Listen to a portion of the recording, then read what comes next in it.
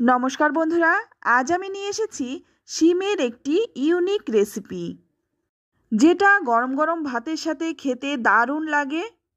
আর এটা এতটাই টেস্টি হয়, এটা যদি আপনি কাউকে বানিয়ে খাওয়ান, আপনার কাছে অবশ্যই জানতে চাইবে এটা কিভাবে বানিয়েছেন। তো চলুন দেরি না করে রান্নাটা শুরু করি। তো প্রথমেই এখানে নিয়েছি শিম, আর শিমগুলো কিন্তু খুব ভালো করে পরিষ্কার করে ধুয়ে নিয়েছি। এবার এই শিমের দুপাশে সুতোর মতো আঁশগুলো ফেলে দিচ্ছি। তো ফেলে দিলাম। এবার আমি শিমগুলো কেটে নেব। তো শিমটা একটু বড় সাইজের, তাই 3 টুকরো করে নিচ্ছি। আপনারা যদি ছোট শিমগুলো নিন তাহলে কিন্তু গোটাও করতে পারেন, বা মাঝখান থেকে 1 টুকরো করে নিতে পারেন। তো দেখুন সমস্ত শিমগুলো এখানে আমি কেটে নিলাম। এবার এটা পাশে রেখে দিয়ে তো এখানে নিয়ে নিলাম 4টে আলু। আমি ছোট ছোট 4টে আলু নিয়েছি, খুবই ছোট। তো আপনারা বড় একটাও নিতে পারেন। এবার একটা গ্রেটার দিয়ে আলুটা আমি গ্রেট করে নিচ্ছি। তো সম্পূর্ণ আলুটাই দেখুন গ্রেট করে তারপর জলের মধ্যে নিয়ে নিচ্ছি। কাটার সঙ্গে সঙ্গে কিন্তু জলের মধ্যে দিলেই ভালো হয়, নইলে কিন্তু আলুটা কালো হয়ে যাবে। তারপর 3-4 বার জল পাল্টে পাল্টে দেখুন পরিষ্কার করে ধুয়ে নিয়েছি। এবার নিয়ে নিলাম কেটে রাখা শিমগুলো। এর মধ্যে দিয়ে দিচ্ছি 1 চামচ লবণ, আর দিয়ে দিচ্ছি 1/2 চামচ হলুদ গুঁড়ো। এই লবণ আর হলুদ গুঁড়োটা দিয়ে শিমটাকে খুব ভালো করে মেখে নেব। ভালো করে মেখে নিয়ে পাশে রেখে দিয়ে এবার নিয়ে নিলাম আলুটা। এবার আলু থেকে যতটা সম্ভব জল চিপে বের করে নিতে হবে। তো যতটা সম্ভব আমি দেখুন একদম ঝরঝরে করে জলটা বের করে নিচ্ছি। তো আমি সম্পূর্ণ আলুটা থেকে কিন্তু জল বের করে নিলাম। এবার চলে যাব মূল রান্নায়। তো প্রথমেই আমি কড়াই গরম করে নিয়ে এর মধ্যে দিয়ে দেব 2 চামচ সর্ষের তেল। তেলটা খুব ভালো করে গরম করে নিয়ে এবার এই আলুগুলো ভেজে নেব। আলুটা একটু মুচমুচে করে ভাজবো। যেমন করে পেঁয়াজ বেরেস্তা ভাজা হয় ঠিক তেমনি করেই কিন্তু আলুটাও মুচমুচে করে ভেজে নেব। আর ভাজার সময় অবশ্যই গ্যাসের আঁচটা হাইতে রেখেই ভাজতে হবে। তো ভালো করে ভেজে তেল ঝরিয়ে তুলে নিলাম। এবার অপরদিকে ওই তেলের মধ্যেই দিয়ে দিচ্ছি মেখে রাখা শিমগুলো। এবার এই শিমটাও কিন্তু খুব ভালো করে ভেজে নিতে হবে।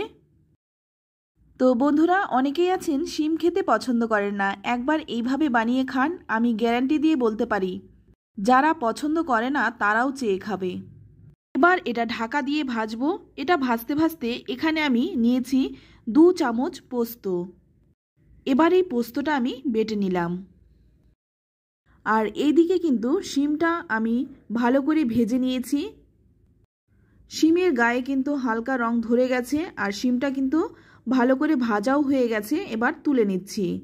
শিম ভেজে তুলে নিলাম। এবার ওই কড়াইয়ের মধ্যে দিয়ে দিচ্ছি আর 1 চামচ সর্ষের তেল। তেলটা গরম হয়ে গেলেই ফোড়নে দিয়ে দিচ্ছি 1/2 চামচ কালো জিরে আর একটা শুকনো লঙ্কা। ফোড়নটা একটু ভেজে নিয়েই এর মধ্যে দিয়ে দিচ্ছি একটা টমেটো।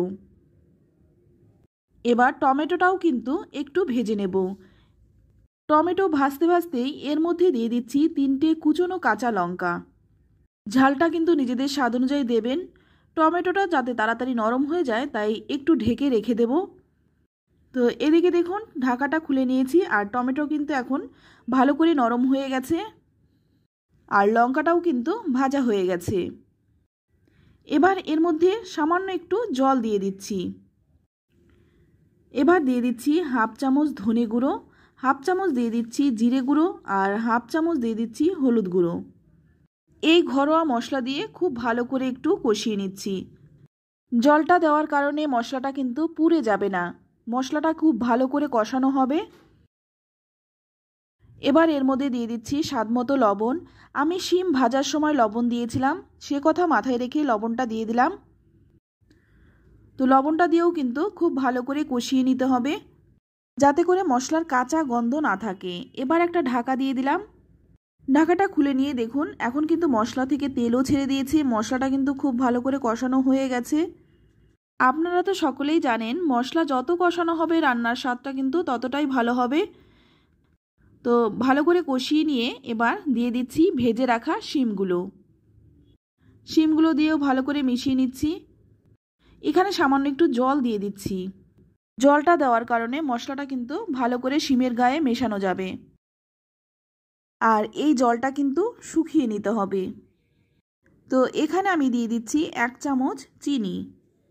যেহেতু নিরামিষ রান্না তাই চিনিটা দিলে স্বাদটা ব্যালেন্স হয় আর খেতেও ভালো লাগে।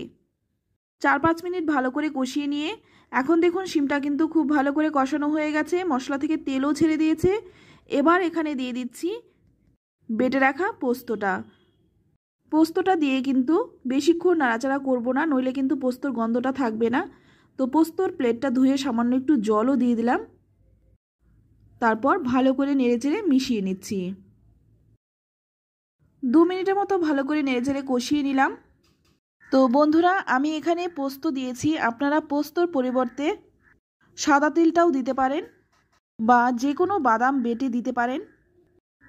তো এবার এর মধ্যে দিয়ে দেব 1 কাপ জল। আর জলটা কিন্তু অবশ্যই গরম জল দেবেন, এতে করে রান্নার স্বাদটা বজায় থাকে। জলটা দেওয়ার পরে খুব ভালো করে মিশিয়ে নেব। এই রান্নাটা কিন্তু একটু মাখো মাখো হবে, তবে আপনারা যদি একটু ঝোল খেতে পছন্দ করেন সেক্ষেত্রে জলের পরিমাণটা একটু বাড়িয়ে দেবেন। এবার জাস্ট 2 মিনিট ফুটিয়ে নেব।